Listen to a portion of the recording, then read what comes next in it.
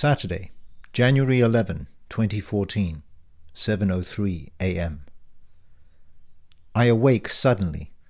A white light is streaming in through the window of an unfamiliar room, and for a moment I'm totally disoriented.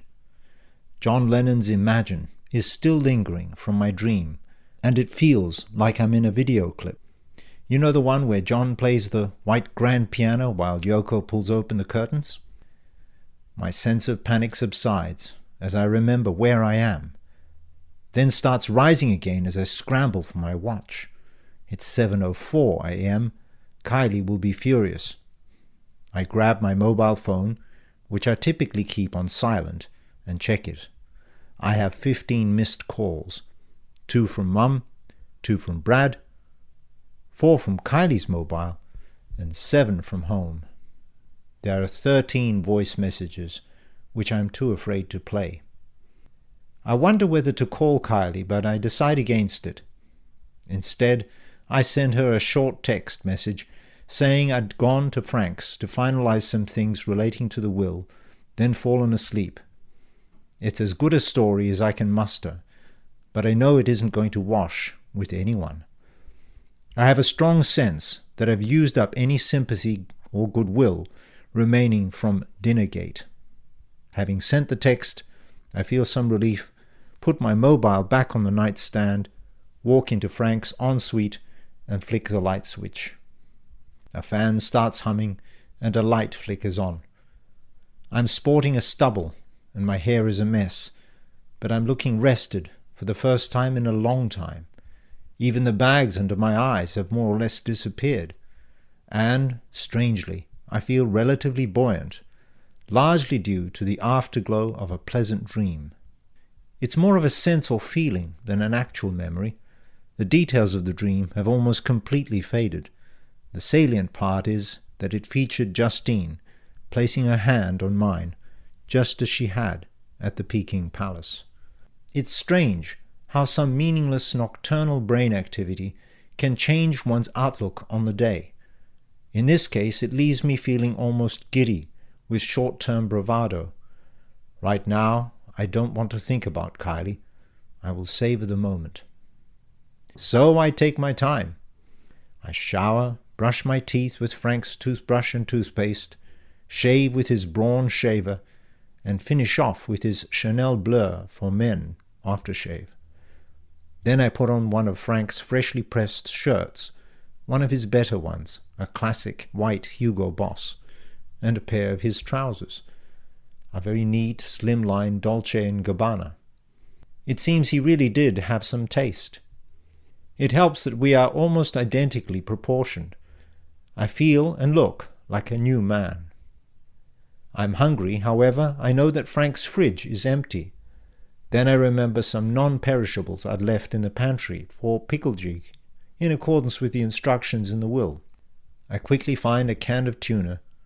A bit more hunting reveals some rice, vermicelli noodles, and powdered miso soup. It's not a conventional breakfast, but I'm in business. By the time I finish, it is 8:06 a.m. I know I really need to start heading back to face the music. Some things can't be put off indefinitely. But before I do so, I remember that I should check the computer for emails from Frank, so I head to the basement again. At the studio computer, I open Outlook and wait for it to load. Then I notice that it is downloading a new message, 1 of 1, 807 kilobytes. My heart starts racing. When it finishes, I can see it is from Samir D'Souza. I open it up. "Ah, well, nephew, recovering now. It seems Plan C won't be necessary for the time being. Damn nurses wouldn't let me use my phone until a few moments ago. I've attached a selfie for your interest. Won't be in touch for a while. Have fun, Samir."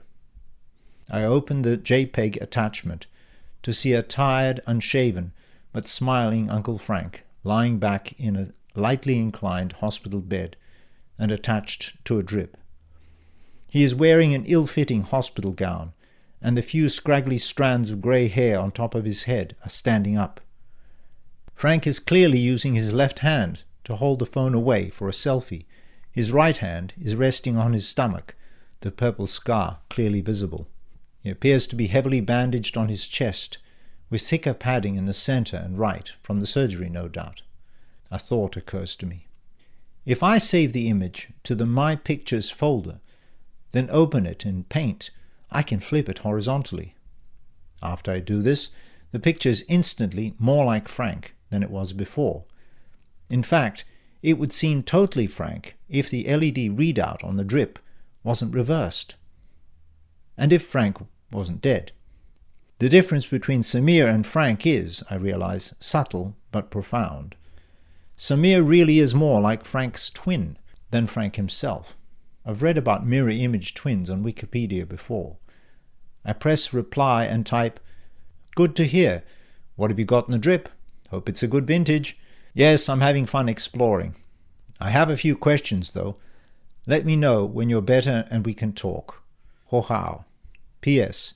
You'll note I've dropped the middle name." I check my watch to see that it is 8:35 a.m. With a time difference of 7 hours, Frank is almost certainly fast asleep. Anyway, I doubt he's in the mood for an email exchange. He looked pretty weak, unsurprisingly. I also realized that, given the time, I really should be heading home, but the inertia to stay put feels overwhelming. So instead of packing up to go, I take another look at Profile Generator 3.2. Of course, I now know that the initial attempts to create profiles hadn't failed. Rather, they had all succeeded. I had recorded a dozen or so copies of the same thing, the microphone and stand, which are still in the recording booth. Only the very last copy did something a bit different, because it included Bugsy as well. Somewhat impulsively, I seem to be doing a lot of that lately, I go to the recording booth, pull the microphone and stand out, and close the door. Then I go back to the computer and execute the second last profile. The following dialog box appears. Printing profile 045805012014 to local port, please wait, ... I look up to the booth, but I can't see anything. My heart is now beating hard. When I look back at the screen, it says, "Printing finished, press any key to continue." Even as I walk back to the booth, I can already see through the window that I've printed another copy of the microphone and stand. Opening the door just confirms it.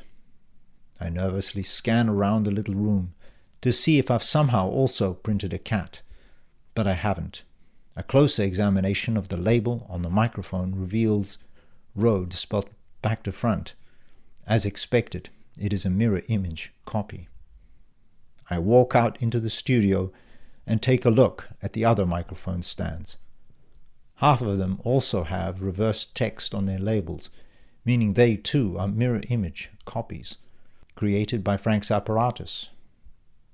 Suddenly it occurs to me, if I copy a mirror image copy, I should get back to the right way round version. I have an idea how this might well be the answer to my financial problems. With my heart racing, I pull the extra microphone and stand out of the booth, put them next to the others, and fish out my wallet. Last night, I drew 2 $50 notes from the ATM before buying the Nando's. I still have one of them. Before I know it, I've recorded the note and printed a mirror image. I stand in the silent room, fingering the currency, which at first glance looks totally normal, but at second glance is clearly wrong. On one side I see Edith Cowan, Australia's first female parliamentarian. On the other side is David Unaipon, Australia's Black Leonardo da Vinci. Frank once told me all about his amazing inventions. But both are clearly inverted images, as are all the letters and numerals. It seems surreal, because the polymer note otherwise looks and feels totally authentic. But I don't linger on this.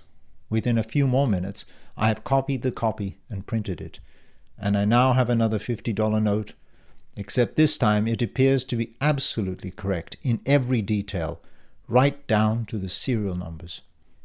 It is at this point that I break into a nervous sweat. I've just created a counterfeit banknote, As a lawyer, I know that crimes of forgery and fraud don't get any more serious than this, and I know I won't rest until I have erased both the accurate and mirror image counterfeit notes. But how?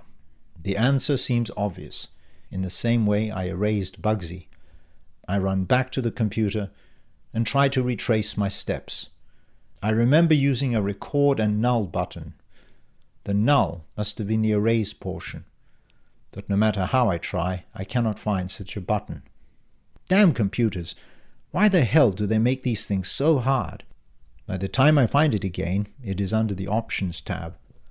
I see from the computer clock that it is now 9:42 a.m. I'm going to be in serious trouble when I get home. I hurry to the booth and place both counterfeit notes inside.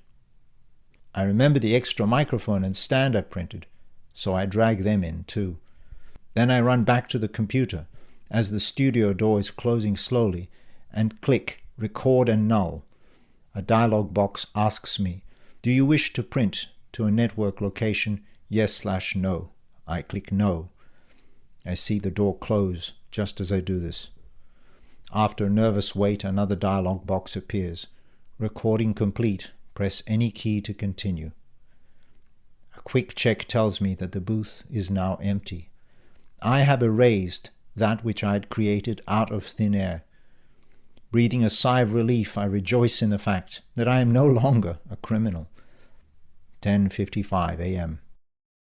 I'm driving on the freeway off-ramp onto Reed Highway, not far from home, fearing the worst. I try to occupy my mind with the pleasant realization that I can now operate Frank's 3D printer, even if I still have absolutely no idea how it actually works, and probably never will. I also have no idea what I might use it for. At the same time, it seems much too powerful an instrument not to be capable of changing my status quo, as my uncle would say. Frank clearly uses it as a kind of beam-me-up Scotty device, enabling him to travel to faraway places. The difference, of course, is that in Star Trek you get disassembled into atoms and molecules, which are then beamed from one place to another, so that you can be reassembled from the same matter. Clearly that isn't happening here. You're being erased, nulled if you prefer, and then reprinted.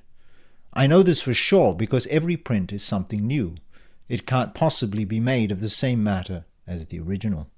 If it were, Frank wouldn't be both lying in the ground and resting in a hospital in Switzerland. Bugsy wouldn't be back at my house and in Rio at the same time. Heck, the print and the original aren't necessarily even identical. Every time you print, you get a mirror image of the last one you copied. But at least I now understand exactly what has happened to Frank. He was a mirror image when I printed him here in Perth. Then he sent a copy of himself to Rio, where he was right way round again. Then he printed himself to Zurich, where he's a mirror image once more. The fact that Frank doesn't seem terribly troubled by this, or more generally by the idea of erasing himself, puzzles me greatly. So many questions remain unanswered. However, one mystery seems to have been solved.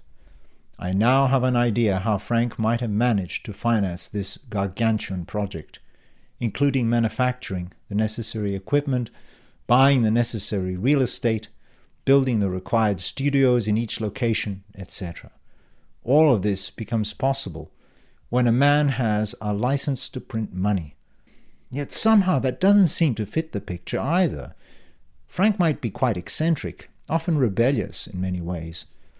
Notice I'm no longer speaking of him in the past tense. But he's always been a stickler for following the law. For crying out loud, he was the one who taught me never to walk against a red light. So while my theory makes perfect logical sense, it feels intuitively wrong. I pull into my driveway, only to find that my worst fears have been realized. Not only is Kylie waiting for me, arms crossed and weight shifting from foot to foot, that hopping dynamite stick once again, but I can also see my mother and father, Tula and Narkis, and of course, of all people, Brad. Even my neighbor Jim is waiting with the others. They're all standing there near the garage like a sort of lynch mob, their cars parked all over the street. I'm not just in trouble, I'm stuffed. Oh well, I note that the couch grass is now almost completely dead. That's something, at least.